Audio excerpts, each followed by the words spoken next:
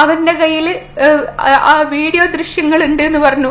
ഞാൻ പറഞ്ഞു നിങ്ങൾ പുറത്തു വിട്ട് അതിൽ നിങ്ങളൂടി ഉൾപ്പെടുന്നുണ്ട്, അതെനിക്ക് നല്ലതിന് സമൂഹം അത് അറിയണം എന്ന് പറഞ്ഞപ്പോ പറഞ്ഞു എനിക്ക് തെറ്റിപ്പോയി, എന്റെ മുഖം അതിൽ കാണൂല, നിന്റെ ശരീരഭാഗങ്ങളാണ് മറ്റുള്ളവര് കാണുക എന്ന് പറയുന്നത്.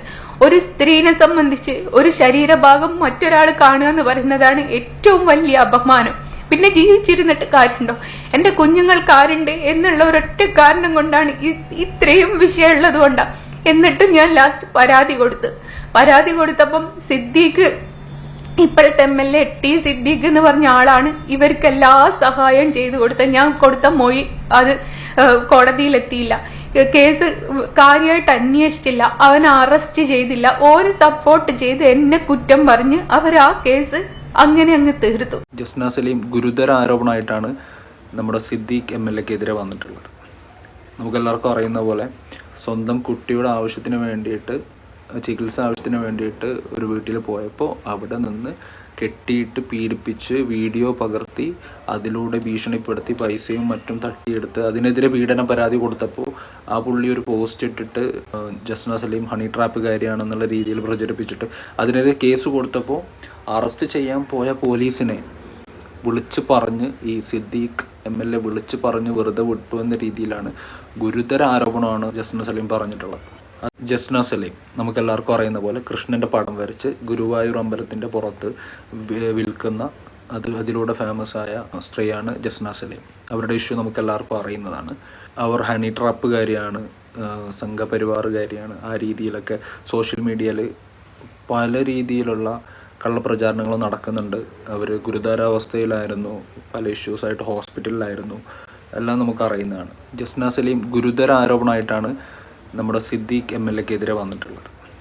നമുക്കെല്ലാവർക്കും അറിയുന്ന പോലെ സ്വന്തം കുട്ടിയുടെ ആവശ്യത്തിന് വേണ്ടിയിട്ട്, ചികിത്സ ആവശ്യത്തിന് വേണ്ടിയിട്ട് ഒരു വീട്ടിൽ പോയപ്പോൾ അവിടെ നിന്ന് കെട്ടിയിട്ട് പീഡിപ്പിച്ച് വീഡിയോ പകർത്തി അതിലൂടെ ഭീഷണിപ്പെടുത്തി പൈസയും മറ്റും തട്ടിയെടുത്ത് അതിനെതിരെ പീഡന പരാതി കൊടുത്തപ്പോൾ ആ പുള്ളി ഒരു പോസ്റ്റ് ഇട്ടിട്ട് ജസ്ന സലീം ഹണി ട്രാപ്പുകാരിയാണെന്നുള്ള രീതിയിൽ പ്രചരിപ്പിച്ചിട്ട് അതിനെതിരെ കേസ് കൊടുത്തപ്പോൾ അറസ്റ്റ് ചെയ്യാൻ പോയ പോലീസിനെ വിളിച്ച് പറഞ്ഞ് ഈ സിദ്ദീഖ് MLA വിളിച്ച് പറഞ്ഞ് വെറുതെ വിട്ടു എന്ന രീതിയിലാണ് ഗുരുതര ആരോപണമാണ് ജസ്ന സലീം പറഞ്ഞിട്ടുള്ളത്.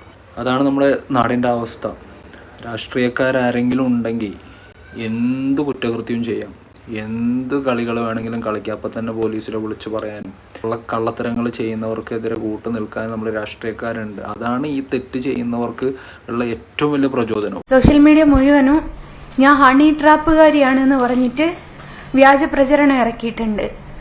ഞാൻ ഇന്നേ വരെ ആരെയും ഹണി ട്രാപ്പ് കൊടുക്കാനോ ഒന്നിനും പോയിട്ടില്ല.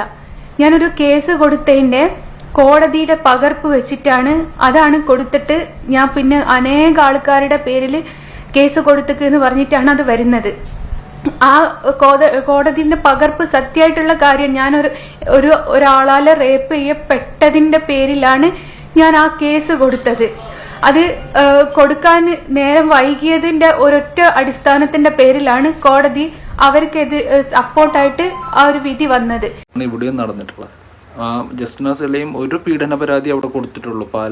പല രീതിയിലുള്ള പീഡന പരാതികൾ നമുക്കറിയാം. ഈ കൃഷ്ണന്റെ പടം വരച്ച് ഫേമസ് ആയതിനു ശേഷം പല രീതിയിലുള്ള ഇഷ്യൂസ് പുള്ളിക്കാരത്തേക്ക് വന്നിട്ടുണ്ട്. അപ്പോൾ പല രീതിയിലുള്ള പ്രശ്നങ്ങൾ, കേസുകൾ പുള്ളിക്കാരത്തി ഫയൽ ചെയ്തിട്ടുണ്ട്. ഒരു അടിച്ച കേസ്, ഇവരെ അടിക്കാൻ ശ്രമിച്ചു, ഇവരെ ബസ്സിന്ന് ബുദ്ധിമുട്ടിക്കാൻ ശ്രമിച്ചു, ആ രീതിയിലൊക്കെ കേസ് കൊടുത്തിട്ടുണ്ട്. പക്ഷെ പീഡന പരാതി ഒന്നേ കൊടുത്തിട്ടുള്ളൂ.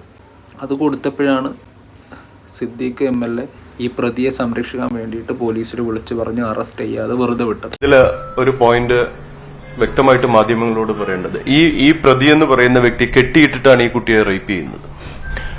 ഇത് മകന്റെ ചികിത്സയ്ക്ക് വേണ്ടിയിട്ട് ഒരു സുഹൃത്ത് മുഖാന്തരം ആ ആളെ കണ്ടെത്തി.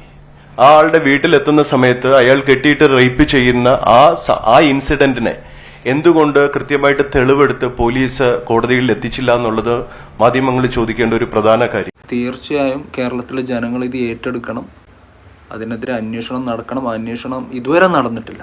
അത് ആര് പ്രതിയായാലും തെളിവുകളടക്കം എല്ലാം മുൻനിർത്തിയാണ് ഈ ജസ്ന സലീം പരാതി കൊടുത്തിട്ടുള്ളത്. അത് ഒരു രാഷ്ട്രീയക്കാരും കൂടെ ഉണ്ടെന്ന് പറഞ്ഞിട്ട് ഒരു കാര്യമില്ല. അതിനെതിരെ നിയമ നടപടി എത്രയും പെട്ടെന്ന് എടുക്കണം. അതിന് കേരള ജനത ഈ പ്രശ്നങ്ങൾ മുമ്പിലോട്ട് കൊണ്ടുവന്ന് റീഇൻവെസ്റ്റിഗേഷൻ ചെയ്യാനുള്ള എല്ലാ നടപടികളും എത്രയും പെട്ടെന്ന് എടുക്കണം. ഈ സിദ്ദീഖ് MLA കൂടി പ്രതിയാക്കണം എന്നാണ് എൻ്റെ അഭിപ്രായം. തീർച്ചയായും അതിനുള്ള മറുപടി സിദ്ദീഖ് MLA നൽകണം. അതിനുള്ള നടപടി കേരള പോലീസ് എടുക്കുകയും വേണം.